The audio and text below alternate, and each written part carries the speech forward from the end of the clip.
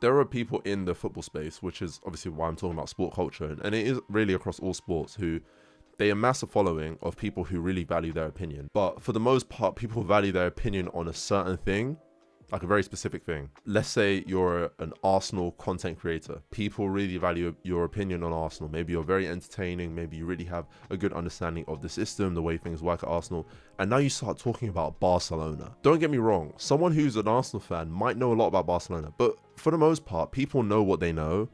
And outside of that, they definitely don't know as much. So having the same amount of support on a video that you make about Barcelona when people know you for being an Arsenal guy, that kind of rubs me the wrong way. It's very similar to how when Stephen A. Smith on ESPN, Stephen A. Smith, when he was like younger, really was in the trenches, like journalism trenches. Like he really did the journalism stuff, right? He was in the locker rooms of the NBA teams. He really followed players and he really understands basketball. He knows what he's talking about.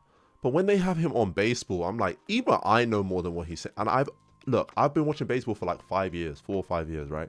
Even I seem to know more about baseball than him.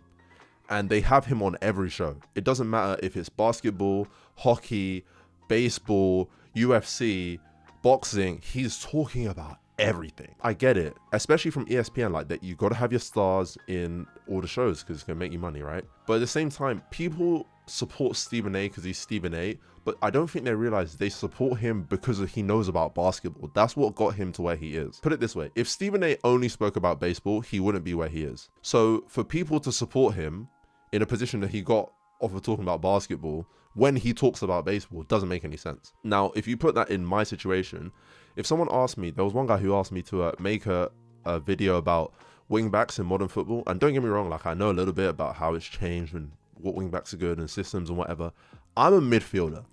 I know a lot about playing in midfield, like a lot. Like I've played all the positions you could probably play in midfield. I get it. When I watch football, I watch the midfielders because I see the stuff they're doing and I try to pick up stuff. I'm like, hey, I'll try that next time I play.